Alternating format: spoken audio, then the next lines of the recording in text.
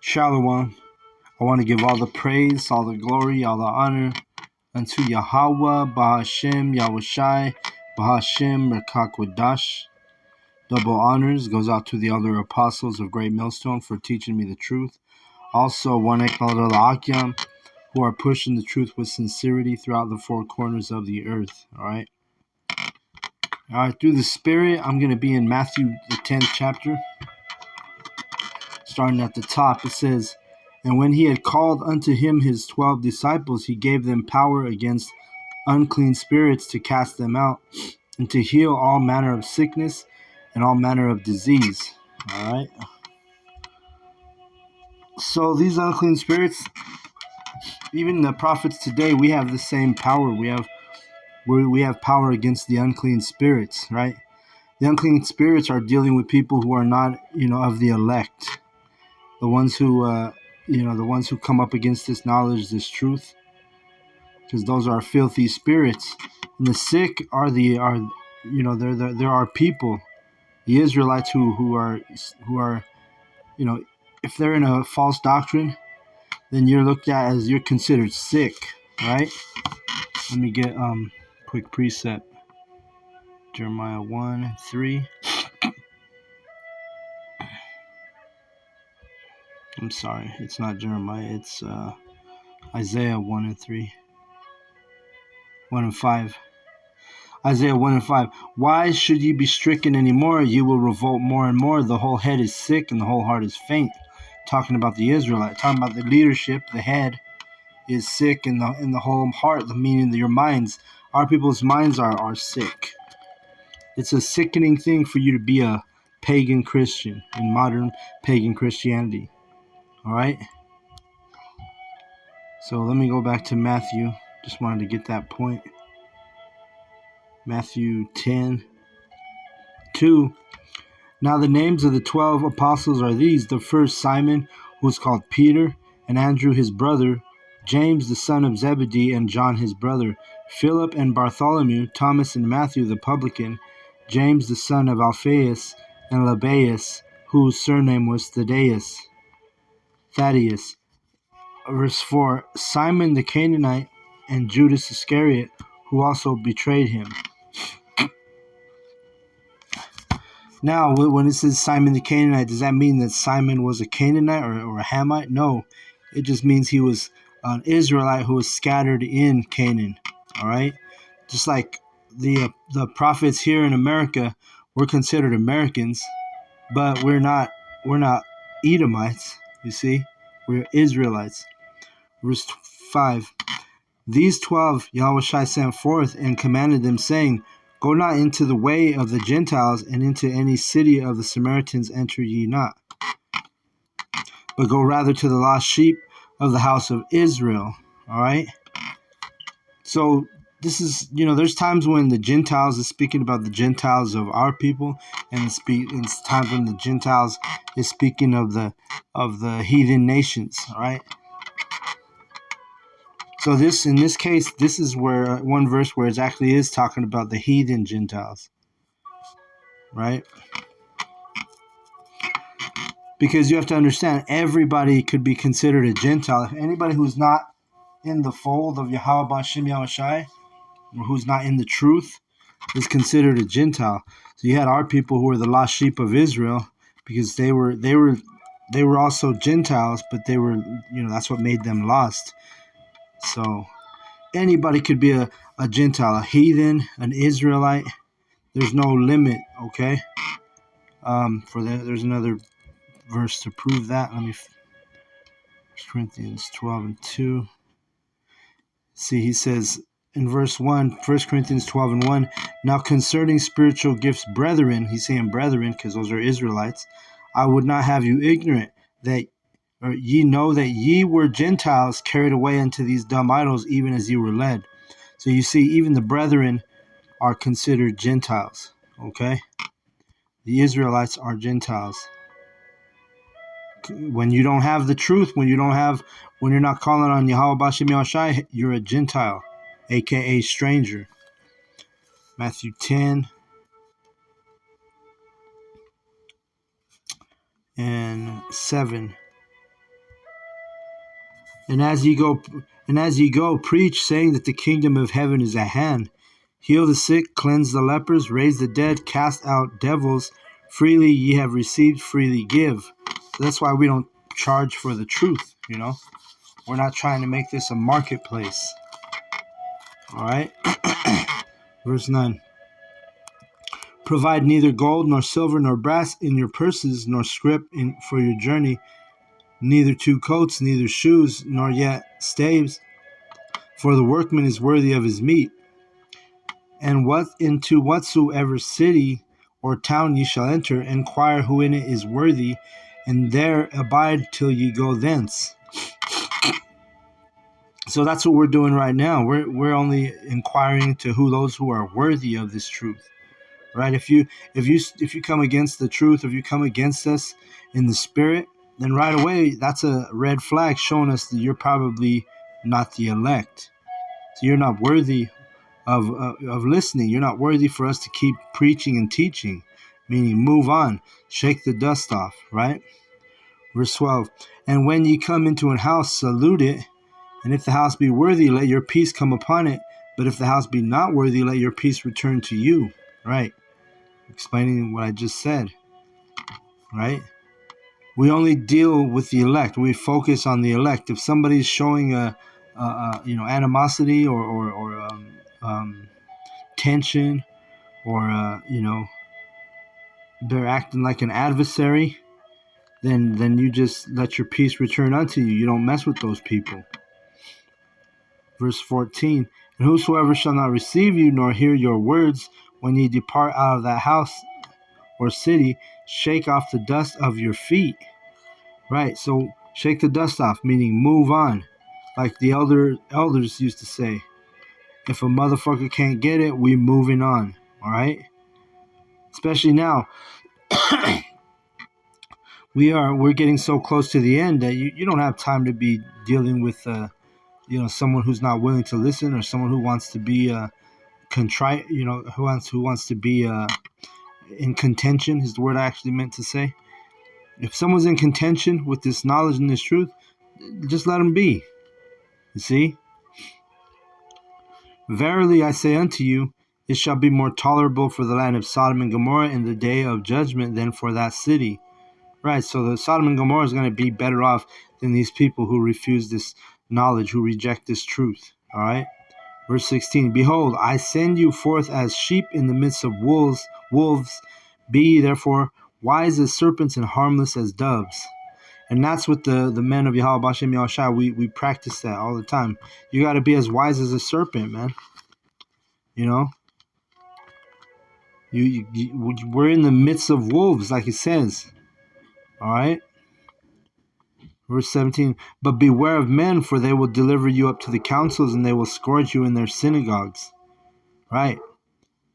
These people who are against this truth, they're against us in the spirit. They'll be the first ones to throw you under the bus, especially when Jacob's trouble really gets heavy, right? They're going to be putting like bounties on the men of Yahweh Bashem Yahushua. They're going to be paying people to know our whereabouts and so on and so forth. You see, so move as wise as a serpent while we're in this ministry. 18, and ye shall be brought before governors and kings for my sake, for a testimony against them and the Gentiles. See, but when they deliver you up, take no thought how or what you shall speak, for it shall be given you in that same hour what you shall speak. Right, there's going to come a time when, like I said, there's going to be a bounty hunters on our ass. There's going to be Esau Edom's UN troops, are going to be coming hunting us down, trying to put us in FEMA camps, trying to put us in prisons, trying to put us in jails. We're going to be, put up against kings and governors, and we just got to stay in the spirit. And guess what? Don't worry about what you're going to say, because Yahweh is going to provide the words for our mouth. And it's going to be the Holy Spirit that speaks from us, right? For it is not ye that speak, but the Spirit of your Father which speaketh in you. Khan, that's just what I said. Verse 21. And the brother shall deliver the brother to death, and the father the child, and the son shall rise up against their parents and cause them to be put to death. Right, there's going to be great division on the earth. Especially when it gets real crazy, man. And Lord's will, we're coming into these times, very soon. And, we got the Passover coming up soon. So hopefully, on or around the Passover, something drastic happens. And this Jacob's trouble gets kicked in full effect, because the men of Yahweh Hashem Yahushai, hey, we're ready to go through these tribulations. We're ready to go through Jacob's trouble. Hey, we want the kingdom, man. Verse 22. We want the kingdom already, bro. Verse 22. And ye shall be hated of all men for my name's sake, but he that endureth to the end shall be saved. Right, so the ones who endure to the end are going to be saved. If you break during Jacob's trouble, meaning you break and you take a micro C-hip, hey, you're not going to receive salvation. You're going to be reserved for the lake of fire, which is Babylon, America, burning with nuclear fire. You take that micro C-hip, hey, the Lord's got a missile waiting for your ass, okay? Guaranteed. As it is written. Verse 23. But when they persecute you in this city, flee ye into another, for verily I say unto you, you shall not have gone over the cities of Israel till the Son of Man be come. Right. So you gotta, Yahweh Hashem Yahshai giving us a blueprint of what to do when this persecution rises up against us. Right. We're gonna be moving from cities to cities. Right. We're gonna have to migrate. And the Spirit's gonna guide us.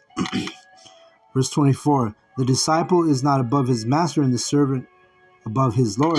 Right. Yahweh Shai went through the hell. So what makes us think we're not gonna go through hell for this testimony? Verse 25.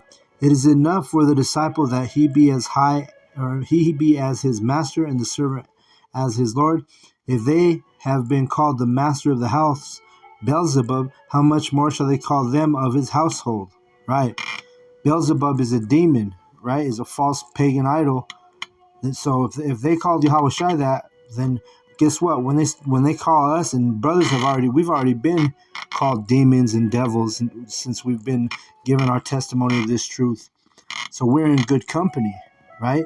But how much more shall they call them of his household? That's what it is, man. So when these heathen, these 2/3 calling us names, calling us devils, calling us demons, man, we're in good company. You're supposed to rejoice in that thing. 26. Fear them not, therefore, for there is nothing covered, and that shall not be revealed, and hid, and shall not be known. What I tell you in darkness, that I speak ye in light, and what ye hear in the ear, that preach ye upon the housetops. Right. So we learn this truth, right? We learn this truth among our brothers, among our elders, But guess what? We teach it on the housetops. Meaning you're getting, like, picture yourself getting on top of a house, and you're lifting up your voice like a trumpet, teaching testifying, prophesying. This is what it is, man. Verse 28. And fear not them which kill the body, but are not able to kill the soul, but rather fear him which is able to destroy both soul and the body in hell.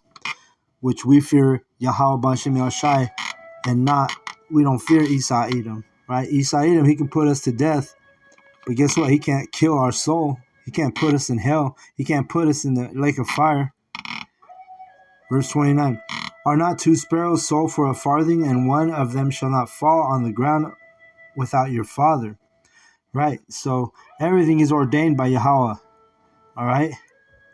So even a sparrow falling to the ground, if a bird falls out the sky dead, drops dead, it's Yahweh that ordains that. Verse 30. But the very hairs of your head are all numbered. Fear ye not, therefore, ye are more value than the sparrows. Talking about the elect. All right? Talking about the elect. Verse 32. Whosoever therefore shall confess me before men, him will I confess also before my Father which is in heaven. Right? So we're part of our reward is we're going to be confessed by Yahweh Shai, the mediator, in heaven. Because why? We're standing stiffly for the for the names of Yahweh Bashem Yahushai. Whether we get persecuted, whether we get scoffed, mocked, hated, right? 33. But whosoever shall deny me before men, him will I also deny before my Father which is in heaven. And you got a lot of people denying Yahweh Bashem Yahushai.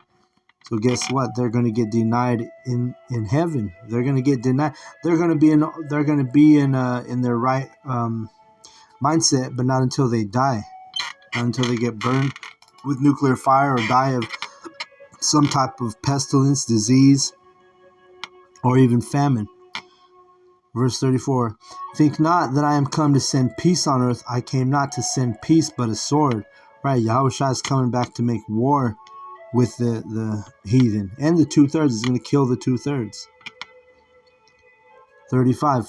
For I am come to set a man at variance against his father, and the daughter against her mother, and daughter-in-law against her mother-in-law, and a man's foes shall be they of his own household. Right? So this is why we're always telling you, hey, don't be surprised when your own family members don't receive this knowledge, don't receive this truth, or they'll throw you, like I said earlier, throw you under the bus and rat you out where your whereabouts are when the Esau's flood comes in, right? When the enemy comes in like a flood and your family's selling you out, telling them your whereabouts, telling them how to capture, pulling a Judas Iscariot, Don't be surprised. Yahushai, hey, he didn't say this he didn't say it for his health, man. He said it because it's true. And like our elder Apostle Gabar always says, the Bible don't lie, man. All right? A man's foes shall be they of his own household. He that loveth father or mother more than me is not worthy of me. And he that loveth son or daughter more than me is not worthy of me. Right? And, the only ones who can understand this verse here are the elect. Because you got a lot of people like, oh, I'm not putting nothing ahead of my kids. I'm not putting nothing ahead of my parents, I'll die for my dad, right?